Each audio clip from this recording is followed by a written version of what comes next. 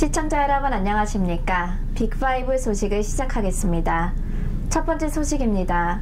최근 캘리포니아 산불을 비롯해 방화 사건 등 화재 사건이 빈번하게 발생함에 따라 지역 소방국들도 주민들을 대상으로 화재 예방에 대한 프로그램을 실시하고 있는 것으로 나타났습니다.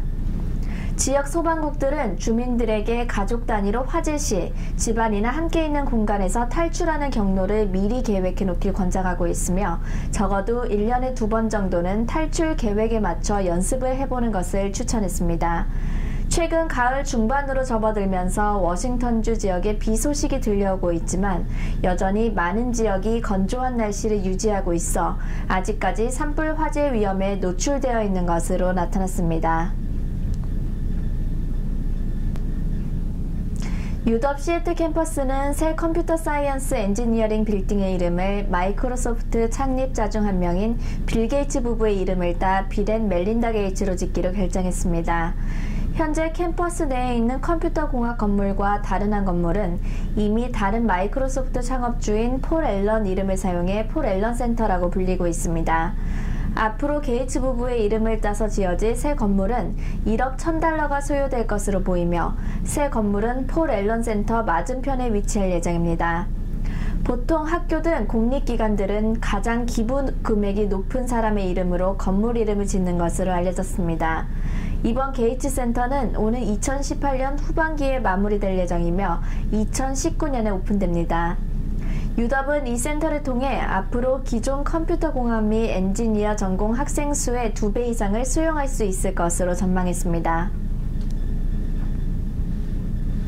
아마존이 작년에 이어 휴가 시즌에 앞서 폭발적인 온라인 주문량에 대한 방안으로 12만 명의 임시직 근로자를 고용 계획을 발표했습니다. 전문가들은 이 같은 아마존의 꾸준한 시즌별 임시직 고용 현상을 미뤄볼 때는 이는 지속적인 기업 확장을 나타내는 것이라고 분석했습니다. 아마존이 배송 시간을 절감하고자 주요 인구 밀접 지역 가까이의 관련 시설을 더 짓게 되자 이러한 대규모 고용 현상도 발생하게 된 것으로 풀이됩니다.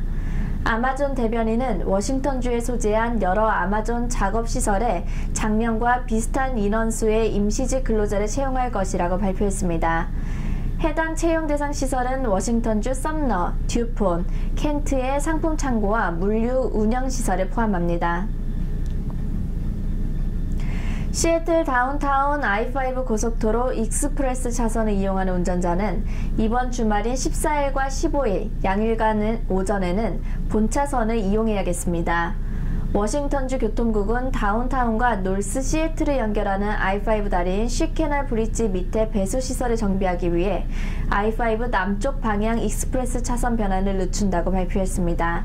이 작업은 배수관이 막히는 것을 방지하기 위한 정비로 우기인 가을과 겨울이 오기 전에 마쳐야 합니다. 가을에 떨어지는 낙엽이 배수관을 막으면 우기에 고속도로가 침수될 수 있기 때문입니다. 워싱턴주 교통국에서 제공하는 교통 앱을 사용하면 휴대전화에서 워싱턴주 도로에서 벌어지는 각종 보수 정비에 관한 실시간 교통 정보를 얻을 수 있습니다. I-5 남쪽 방향 익스프레스 차선 변환 시간 변동 사항은 다음과 같습니다. 이상으로 빅5 소식을 모두 마치겠습니다. 함께 해주신 여러분 고맙습니다.